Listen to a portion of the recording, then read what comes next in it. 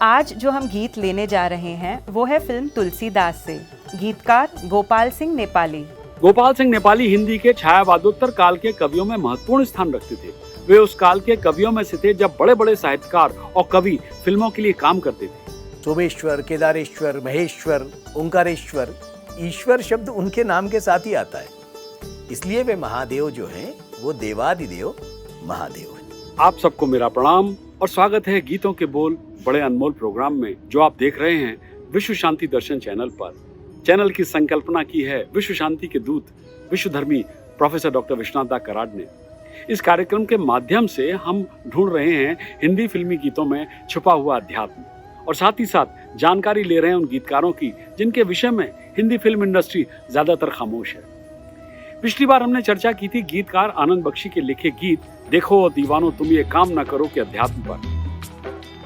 देखो ओ दीवानो तुम ये काम ना करो, राम का नाम बदनाम न करो। आज के गीत के बोल हैं हे महादेव मेरी लाज रहे, और गीतकार हैं गोपाल सिंह नेपाली। 1954 में बनी इस फिल्म का नाम है तुलसीदास। गोपाल सिंह नेपाली हिंदी साहित्य के एक भारतीय कवि और बॉलीवुड के गीतकार थे। वो रेल बहादुर सिंह और सरस्वती के पुत्र थे। उनका जन्म कृष्ण जन्माष्टमी के दिन बिहार के पश्चिमी चंपारण जिले के बेतिया में 11 अगस्त 1911 को हुआ था। उनका मूल नाम गोपाल सिंह बहादुर था। यद्यपि उनकी शिक्षा प्रवेशिका तक ही सीमित रही, किंतु गोपाल सिंह नेपाली की काव्य प्रतिभा बचपन में ही दिखाई दे रही थी। काफी पहले उन्होंने लिखना भी शुरू कर दिया था। नेपाली की रचनाएं देश प्रेम से लेकर मानवीय संवेदनाओं की उन सूक्ष्म अनुभूतियों तक को अभिव्यक्ति देती हैं जो हर मनुष्य के जीवन में और जीवन की दिशा में महत्वपूर्ण भूमिका अदा करती हैं। राष्ट्रवादी चेतना भी उनकी कविता में कूट कूट कर भरी थी। 1962 के चीनी आक्रमण के समय गोपाल सिंह नेपाली ने कई ओजपूर्ण और देशभक्ति के गीत लिखे। गोपाल सिंह हिंदी और नेपाली भाषा के प्रसिद्ध कवि हैं। उनका लंबा पत्रकारीय जीवन भी रहा है। उन्होंने 4 हिंदी पत्रिकाओं रतलाम टाइम्स, चित्रपट, सुधा और योगी का संपादन किया था। 1933 में उनकी पहली कविता संग्रह उमंग प्रकाशित हुई। पंछी, रागनी, पंचमी, नवीन और हिमालय ने पुकारा उनके अन्य काव्य और गीत संग्रह हैं। नेपाली ने सूर्यकांत त्रिपाठी की निराला के साथ सुध मासिक पत्र और कालांतर में रतलाम टाइम्स, पुण्यभूमि और योगी के संपादकीय विभाग में काम किया था। नेपाली की पहली कविता भारत गगन के जगमग सितारे 1930 में राम वृक्ष बेनपुरी द्वारा संपादित बाल पत्रिका में प्रकाशित हुई थी। कहा जाता है कि किसी कवि सम्मेलन में गोपाल सिंह नेपाली ने जब मन से अपनी रचना सुनाई, जिसके बोल थे सुनहरी सुबह नेपाल की, ढलती शाम बंगाल की, कर दे फीका रंग चुनरी का, दोपहरी नैनीताल की, क्या दरस परस की बात यहाँ जहाँ पत्थर में भगवान है, ये मेरा हिंदुस्तान है, ये मेरा हिंदुस्तान है। तो रामधारी सिंह दिनकर जो वहाँ मौजूद थे, उनका एक गीत सुनकर गदगद हो गए। इतने लोकप्रिय गीत लिखने के बाद भी वे लंबे समय तक आर्थिक तंगी से घिरे रहे। आखिर में उनकी मुलाकात फिल्मिस्तान के तोलाराम जालान से हुई और उन्होंने गोपाल सिंह नेपाली से अनुबंध कर लिया। इसके बाद नेपाली ने सर्वप्रथम फिल्म मजदूर के लिए गीत लिखा। उन्होंने करीब 60 फिल्मों के लिए 400 गीत लिखे। साहित्य और सिनेमा में इस योगदान के बावजूद उनके जीते जी वही सम्मान नहीं मिल सका जिसके वे हकदार थे। गोपाल सिंह नेपाली ने पंजाब रेजिमेंटल सेंटर में एक प्रशिक्षक के रूप में हवालदार सार्जेंट के पद पर भी काम किया था। वे एक उत्कृष्ट खिलाड़ी थे। उन्होंने हॉकी, बास्केटबॉल और राष्ट्रीय स्तर की चैंपियनशिप में क्रॉस कंट्री रनिंग में अपनी रेजिमेंट का प्रतिनिधित्व किया। 1945 में उन्हें कंपनी सार्जेंट प्रमुख पर पदोन्नत भी किया गया था। उन्होंने अक्टूबर 1945 तक एक प्रशिक्षक के रूप में कार्य किया। द्वितीय विश्व युद्ध के अंत के बाद उन्हें ब्रिटिश राष्ट्रमंडल व्यवसाय दल के हिस्से में जापान भेजा गया, जहां उन्होंने सितंबर 1947 तक सेवा की। नेपाली ने देश प्रेम, प्रकृति प्रेम तथा मानवीय भावनाओं का सुंदर चित्रण किया है। उन्हें गीतों का राजकुमार कहा जाता है। उन्होंने हिमालय फिल्म्स और नेपाली पिक्चर की स्थापना की थी। निर्माता निर्देशक के तौर पर नेपाली ने 3 फीचर फिल्मों नजराना, सनसनी और खुशबू का निर्माण किया। आज जिस गीत के अध्यात्म पर हम चर्चा करेंगे उसे गोपाल सिंह नेपाली ने फिल्म तुलसीदास के लिए लिखा था। चर्चा में भाग ले रहे हैं डॉक्टर सुनील देवधर और मानसी काटदरे।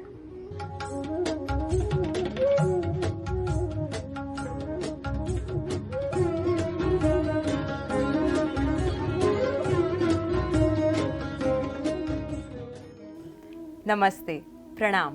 स्वागत है आपका विश्व शांति दर्शन चैनल पर। हिंदी फिल्मों में जो गीत रहते हैं उनमें 4 लोग जुड़े रहते हैं। सबसे पहले वो जिन पे ये गीत पिक्चराइज होते हैं, एक्टर्स और एक्ट्रेसेस। उसके बाद हमें ध्यान में आते हैं गायक, सिंगर्स।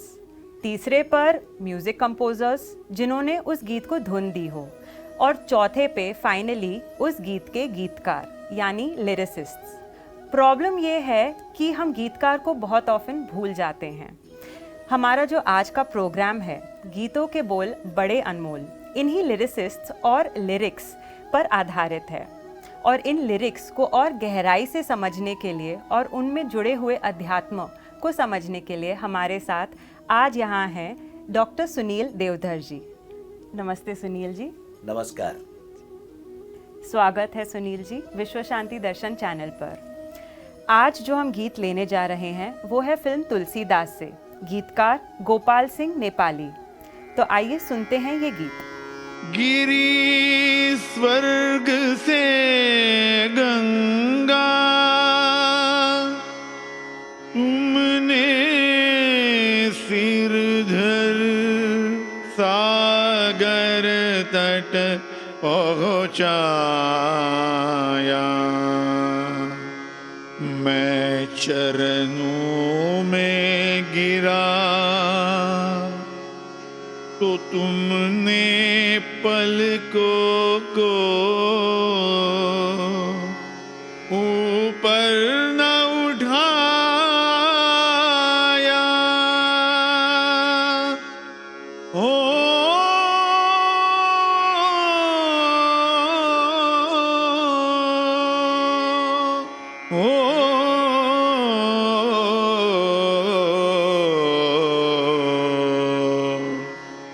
हे महादेव मेरी लाज रहे, हे महादेव मेरी लाज रहे, मेरी लाज रहे तेरा राज रहे।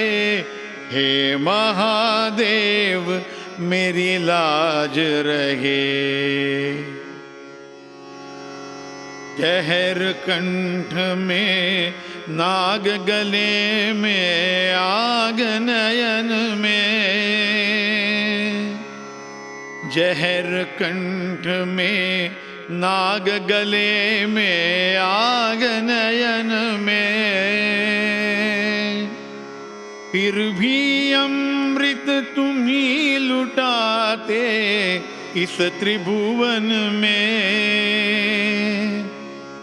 आज भक्त पर भीड़ पड़ी है, आज भक्त पर भीड़ पड़ी है, फिर तुम कहाँ विराज रहे। हे महादेव मेरी लाज रहे, मेरी लाज रहे तेरा राज रहे। हे महादेव मेरी लाज रहे।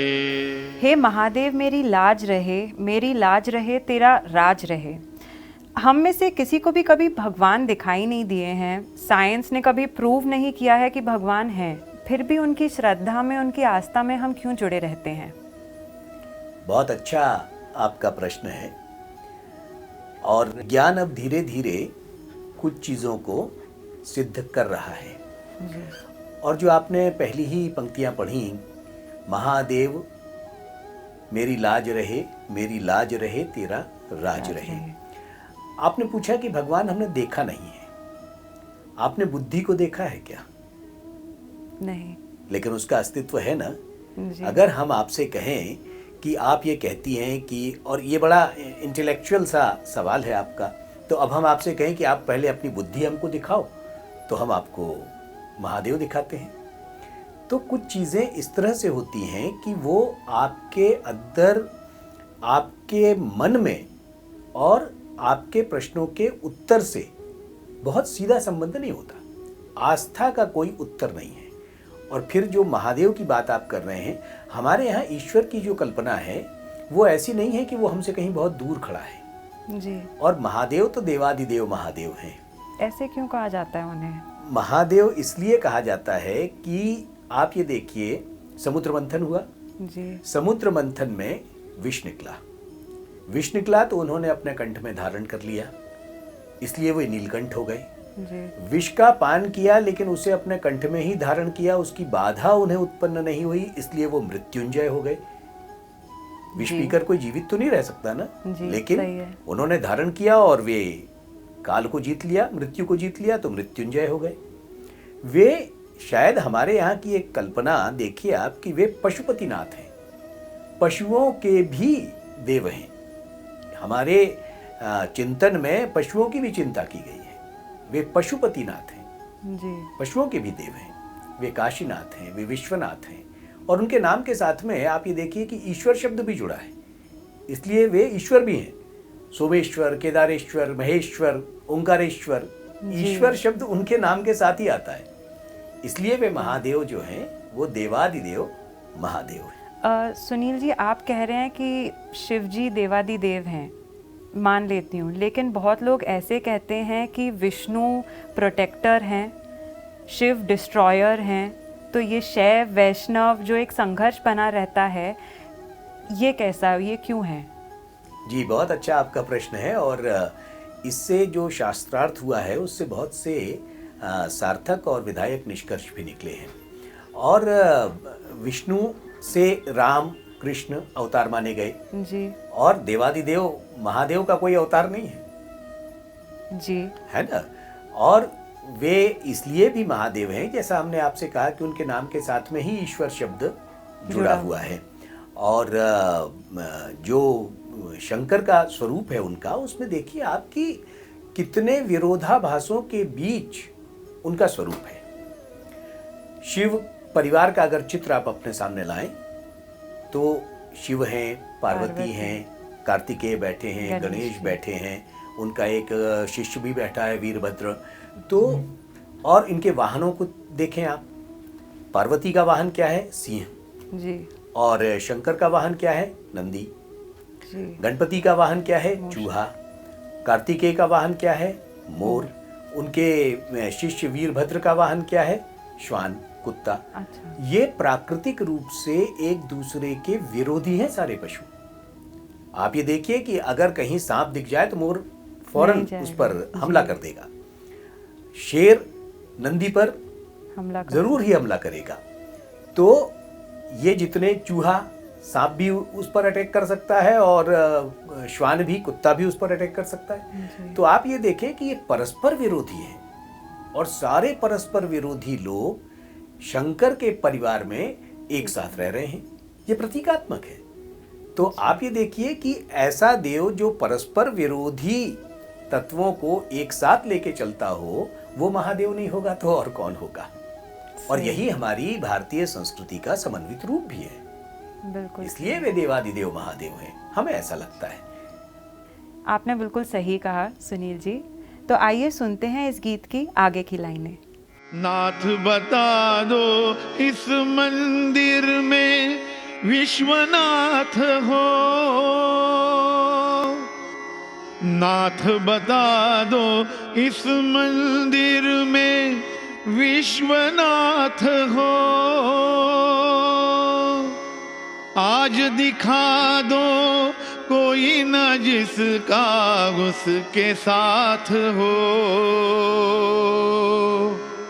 रही गरीबी भक्तों की फिर रही गरीबी भक्तों की फिर कैसे गरीब निवाज रहे, हे महादेव मेरी लाज रहे, मेरी लाज रहे, तेरा राज रहे, हे महादेव मेरी लाज रहे।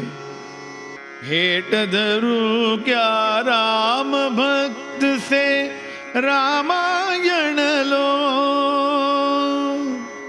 नारायण की अमर कथा को नारायण लो,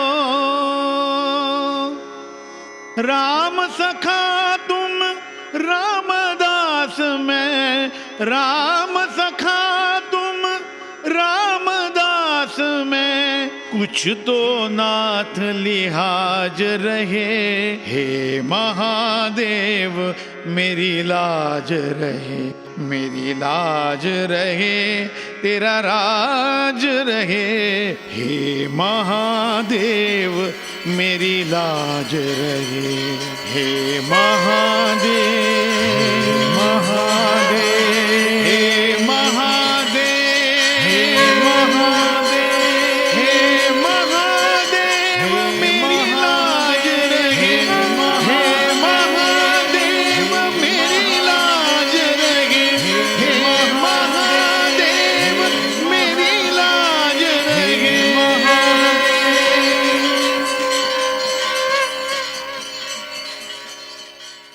सुनील जी, हमारे भगवान बहुत पास रहते हैं, हमारे करीब हैं जी। वो रोज़ हमारे पूजा में, हमारी भक्ति भावना में जुड़े हुए हैं जी हमसे। हाँ। हम उनके लीला में मग्न रहते हैं।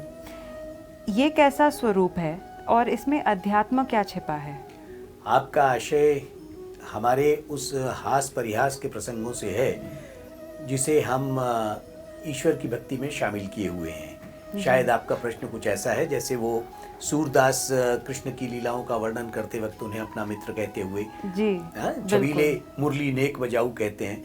तो अब जब यहाँ महादेव का प्रसंग चल रहा है तो हम आपको एक बहुत अच्छी रचना के माध्यम से इसे व्यक्त करने का प्रयास करते हैं कि महादेव को अगर आप देखें तो उनके सिर पर गंगा है जी, और उनके जो पुत्र हैं कार्तिकेय, वो उनके पास आते हैं और वो कहते हैं कि आप ये गंगा को क्यों सिर पर धारण किए हुए हो, और मेरी माँ गुस्सा होती है, जी, उसको ये अपनी सौत सी जान पड़ती है, इसलिए आप हटाओ इसको। तो शंकर जी कहते हैं कि अरे बाबा, मेरे आश्वासन पर ही तो वो आई है, तो वो कहाँ जाएगी? तो कार्तिकेय 6 के 6 मुंह फुलाकर एक ही शब्द का उच्चारण करते हैं और वो कि समुद्र में जाएगी। तो उसको किस तरह से कवि कल्पना में साकार किया है, वो संस्कृत का वो हम पद आपको सुनाते हैं कि अम्बा कुप्यतितात, मेरी माँ गुस्सा कर रही है, अम्बा कुप्यतितात मूर्धनि विद्रता गंगे मुसृजताम विद्वंशन्मुख सततमयी रता तस्यात् गति का भवेत्, कोपाटोपविषाद विवृद्ध वदनः प्रत्युत्तरम दत्तवान अम्बोधिपयोधि जलधि उदधिवाराम निधि वारिधि। 6 के 6 मुंह फुलाते हैं और मुंह फुलाकर यही कहते हैं कि समुद्र में जाएगी, कहीं जाएगी, आप क्यों चिंता कर रहे हो? तो ये बताइए कितना कैसा हास परिहास है। और इसमें ईश्वर की लीलाओं का जिस तरह से वर्णन होता है हमारे यहाँ। अब इसमें देखिए एक पंक्ति आती है, वो पंक्ति है कि राम सखा तुम रामदास में। आपने जो पहला प्रश्न किया था कि वैष्णव और शैव में द्वंद्व होता रहता है, यहाँ तो उल्टा ही बात हो रही है ना। और तुलसी ने ये कहा भी है, शिव द्रोही मम दास कहावा ते नर मोहे सपने नहीं भावा। और रामेश्वरम में लंका विजय के लिए राम शिवलिंग की स्थापना करते हैं, अच्छा है ना जी। तो इस तरह से शैव और वैष्णव का द्वंद्व या राम का और विष्णु का या कृष्ण का द्वंद्व जो है वो सिर्फ हमारे अपने लिए हैं, और मूल रूप से जो ईश्वर का मार्ग है वो तो एक ही है। Thank you Sunil ji. जाने से पहले मैं दर्शकों को एक बार फिर बताना चाहती हूँ कि जो हमारा प्रोग्राम है गीतों के बोल बड़े अनमोल, ये इनफैक्ट सुनील जी की पुस्तक बड़े अनमोल गीतों के बोल पर आधारित है। वही देख देख के मैं उनसे यहाँ प्रश्न पूछ रही हूँ। जाते जाते मेरा एक और प्रश्न है सुनील जी। जो शिव जी पर हम बेलपत्र और धतूरा चढ़ाते हैं, इसके पीछे क्या अध्यात्म है? बहुत अच्छा प्रश्न। बेलपत्र क्यों? जी, आपने देखा कि शिव जी के पास त्रिशूल है जी, और 3 ही पत्तों वाला बेलपत्र है। बेलपत्र में जो 3 पत्ते हैं वो 3 बातों के प्रतीक हैं, ज्ञान, क्रिया और इच्छा। जब ये तीनों एक साथ आएंगे तभी आप अपने भक्ति को या अपने इष्ट को प्रसन्न कर सकते हैं या वांछित फल प्राप्त कर सकते हैं। प्रसाद की बड़ी अच्छी पंक्ति है इसमें, ज्ञान दूर कुछ क्रिया भिन्न है, इच्छा क्यों हो पूरी मन की, एक दूसरे से न मिल सके ये विडंबना है जीवन की। यानी आप जब शिव को अर्पित करते हैं बेलपत्र, तो उसमें क्रिया है आपकी, उसमें इच्छा है आपकी और उसमें ज्ञान है। तो ये प्रतीकात्मक है कि आप इस तरह से ही अपनी भक्ति को पूरा कर सकते हैं। तो हमारे यहाँ प्रत्येक चीज में एक अर्थ छुपा हुआ है और उस अर्थ को समझना ही ईश्वर को जान लेना है। धन्यवाद सुनील जी। उम्मीद है आपको आज के गीतकार गोपाल सिंह नेपाली जी का ये गीत पसंद आया होगा। देखते रहिए विश्व शांति दर्शन चैनल। फिर मिलेंगे अगले एपिसोड में।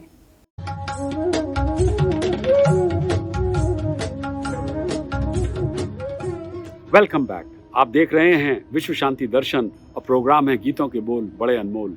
जैसा कि मैंने पहले भी आपको बताया था कि गोपाल सिंह नेपाली एक पत्रकार भी थे। उन्होंने कम से कम 4 हिंदी पत्रिकाओं रतलाम टाइम्स, चित्रपट, सुधा और योगी का संपादन किया था।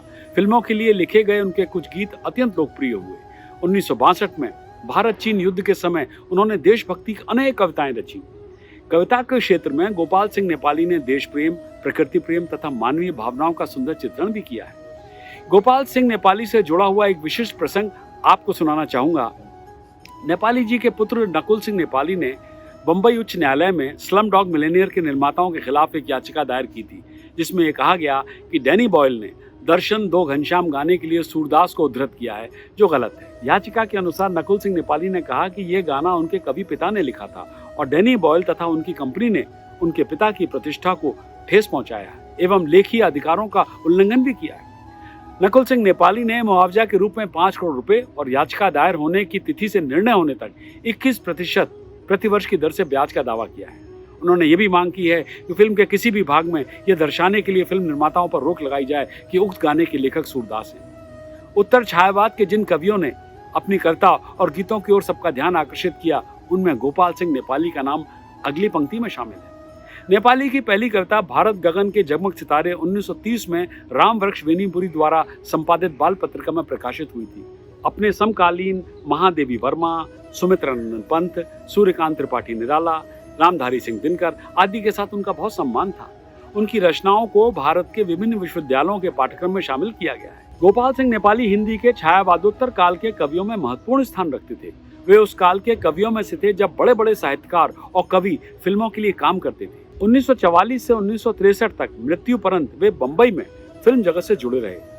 17 अप्रैल 1963 को भागलपुर के प्लेटफॉर्म नंबर 2 पर उनका निधन हो गया। आज का गीत है फिल्म अनपढ़ से, जो 1962 में बनी थी। इसके गीतकार हैं राजा मेहंदी अली खान। घर, चूल्हा और धन के साथ साथ गहरे भावनात्मक घावों के विनाशकारी नुकसान के बावजूद इन संवेदनशील कवियों ने मानव अच्छाई में विश्वास बनाए रखा और भावी पीढ़ी के लिए प्रेरक गीत लिखे।